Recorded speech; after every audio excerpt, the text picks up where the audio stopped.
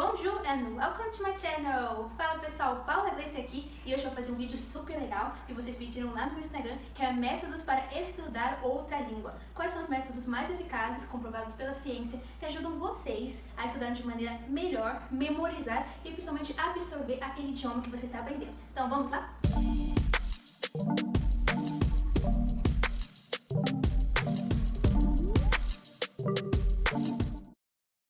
Então vamos lá, pessoal. Vamos começar com os pilares para se estudar um idioma. Então, se você está aí estudando outro idioma e quer melhorar a metodologia que você está usando para reforçar, esse vídeo é para você.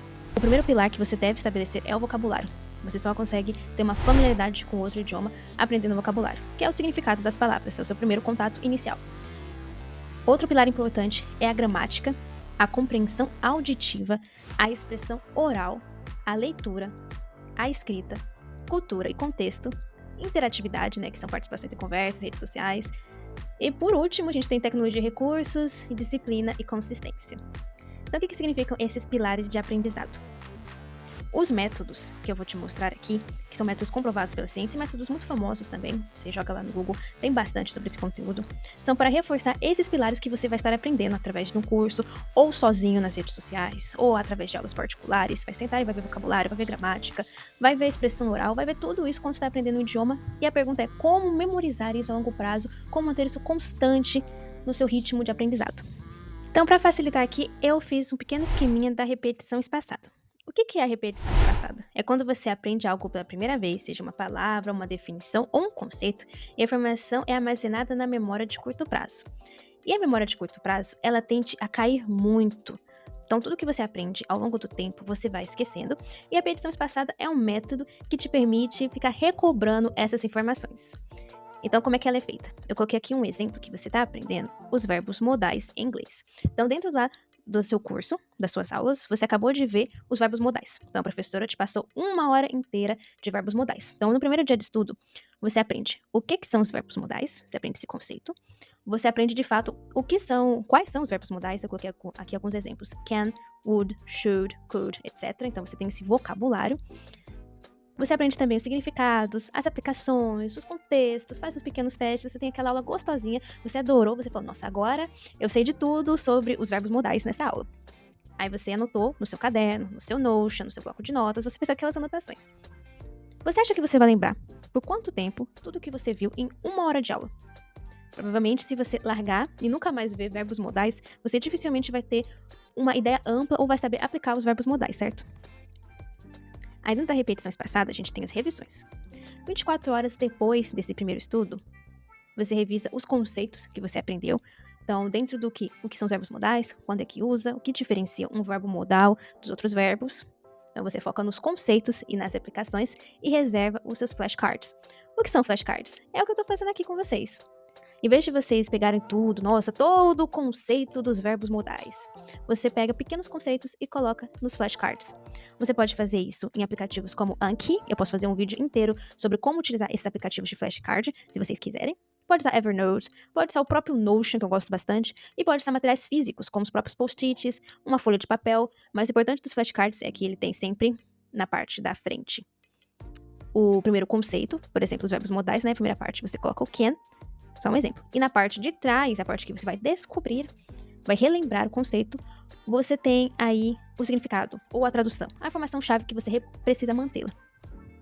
Então, nas 24 horas, vocês fazem essa pequena revisão focada em conceito e na aplicação. 7 dias depois, você vai revisar esses flashcards, é a segunda revisão, e vai fazer exemplos daquilo que você aprendeu com aquele vocabulário ou com aquela noção gramática. Comece a pensar nas suas dúvidas. Você entendeu bem o conceito? Sabe aplicar? Precisa de mais exemplos? Foque nos exemplos e na aplicação daquele conteúdo. No dia 30, você vai fazer a revisão mensal. A revisão mensal é muito importante porque você vai basicamente revisar todo o conteúdo. Então, tudo que você aprendeu naquela primeira aula aqui, o que são os modais, quais são e as aplicações, você vai aprender nesse dia. Você vai revisar nesse dia e ainda vai colocar o acréscimo de filmes, entrevistas, músicas, testes. Vai ver se você realmente entendeu a aplicação. Os pontos positivos da repetição espaçada é que ela tem retenção a longo prazo. Outro ponto positivo é a eficiência no estudo, foca na revisão de infos no momento certo, evitando a perda de tempo com revisões desnecessárias ou muito espaçadas. Então você não vai, naquela aula, você não vai revisar daqui a 3, 4, 5 meses. Você tem um cronograma, você pode até copiar esse daqui que eu fiz, ó, colocando uma coluna, um dia de estudo, na segunda 24 horas, depois 7 dias, depois 30 dias. É bacana você ter uma agenda de estudo daquilo que você está aprendendo.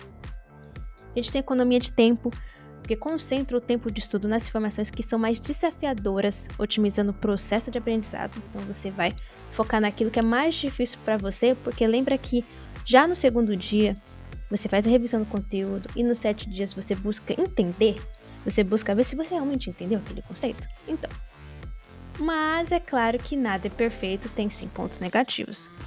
Então, pontos negativos da repetição espaçada. Não é uma solução universal, é eficaz para muita gente, mas talvez não seja a melhor abordagem para todo mundo. Tem gente que não se encaixa, é normal isso. Eu convido você para treinar isso por 3 meses, testar por 3 meses. Se realmente não der certo, testar de verdade, fazendo todo o conceito, colocando realmente em prática. Se não der certo, talvez realmente não seja para você. O outro ponto negativo tem a ver com isso, porque existe disciplina. Para que a repetição espaçada seja eficaz, é necessário seguir consistentemente o cronograma da revisão, que pode exigir disciplina e às vezes você talvez não tenha tempo. Tem uma complexidade inicial. Tem gente que pode achar que o conceito por trás dos algoritmos de repetição espaçada sejam complexos no início. Eu tenho que revisar 24 horas, 7 dias depois. Pode gerar uma certa confusão se você não tem esse hábito de estudar.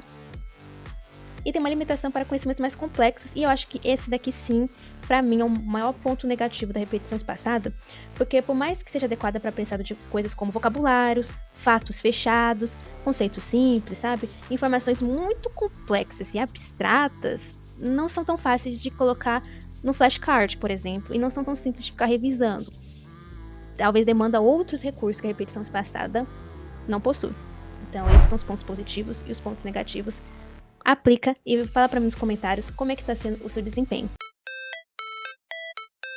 Então a gente tem aqui outro tipo de metodologia muito famosa e que tá super em alta, que é o Mental Retrieval, ou também recuperação mental, que refere-se ao processo de acessar informações armazenadas na memória.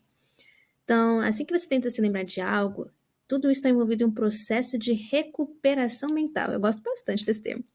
Isso pode incluir se lembrar de fatos, eventos, palavras, conceitos ou qualquer outra informação que tenha sido armazenada em sua mente. Lembra daquele vídeo que eu fiz sobre o método GTD? Tem um card aqui. Fala que o cérebro funciona, como um armazenador de coisas. Então, quando você coloca tudo o que você precisa em um único lugar, você está favorecendo o seu cérebro para que ele seja ainda mais produtivo. Então, o Mental Retrieval, ele tem um conceito parecido porque ele sabe que tudo que você aprende fica armazenado no seu cérebro, você é uma grande caixinha de armazenamento e você tem que só trabalhar em puxar as informações certas que você quer. Quando você está aprendendo outra língua, é basicamente isso que você faz. Você sempre está em constante rememoramento das informações, relembrando, recuperando informações. Quanto mais você praticar isso, mais fácil fica. Vamos lá, tem um esqueminha aqui parecido com o que eu fiz da repetição passada. Eu coloquei aqui o período do dia, que é manhã e tarde, segunda, terça, quarta, quinta e sexta. Então, começando pela segunda, a gente pode colocar, por exemplo, 30 minutos de leitura ativa. Então, você lê um texto relacionado ao seu estudo, tente entender o conteúdo e faça anotações sobre o que você acha importante, isso na parte da manhã.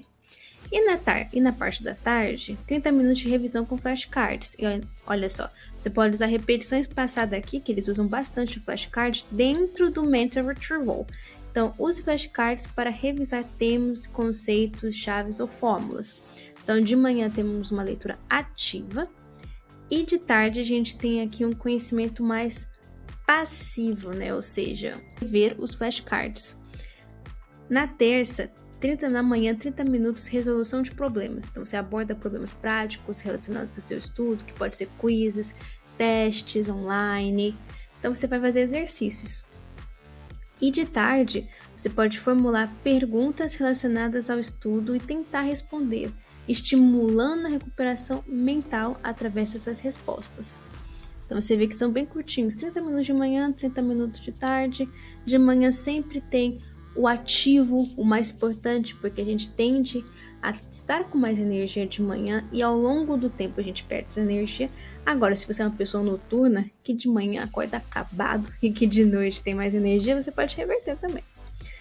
Na quarta, a gente tem 30 minutos de discussão de parceiros com estudos. É muito importante você encontrar parceiros que você possa conversar no outro idioma, e hoje em dia com a internet isso ficou bem mais fácil que antigamente. Então participe de uma discussão com colegas, veja o material que você está estudando, e de tarde você pode ensinar alguém o que você aprendeu. Se por acaso você não tiver ninguém mesmo, se olha no espelho, você é seu professor e começa a se ensinar. Era isso que eu fazia. Então eu pegava, ficava no espelho e falava para mim mesmo o que eu tinha aprendido. E olha só, acabei virando, tempos depois, professora e mais tarde ainda mentora. Então a minha primeira mentorada, minha primeira aluna fui eu mesma. Na quinta e na sexta tem esse sistema parecido, vocês podem pintar essa tela para ficar mais fácil para vocês. E no sábado e domingo, descanso, revisão, ver algo mais passivo, assistir um filme, ouvir uma música, é um momento para colocar a cabeça no lugar, relaxar um pouco. Outro passo ideal para você saber a metodologia de ensino de idiomas que encaixa melhor com você é saber o seu tipo de inteligência. Eu aprendi muito com esse livro aqui, que fala os tipos de inteligência. Então tem vários tipos de inteligência e da maneira que você aprende com elas, e é essencial para que você tenha um método assertivo para o seu tipo de inteligência. Então olha só como funciona o aprendizado. Significa que só 10% quando a gente lê, e 95% quando a gente explica, resume, define, atualiza. Isso daqui é muito importante para definir o seu tipo de aprendizado. Então é ideal você adequar o método correto à sua rotina e à maneira como você aprende. Se você é uma pessoa com menos tempo, tem a correria do dia a dia, ou se você tem bastante tempo livre e gostaria de fazer uma imersão maior, aproveitar esse tempo para realmente aprender de vez esse idioma, tem método para todos os gostos. Então descubra qual que encaixa melhor para você. Então é isso, pessoal. Muito obrigada. Não se esqueça de deixar o like, o seu comentário. Isso é muito importante para mim, para que o vídeo seja recomendado para mais pessoas. E até o próximo vídeo.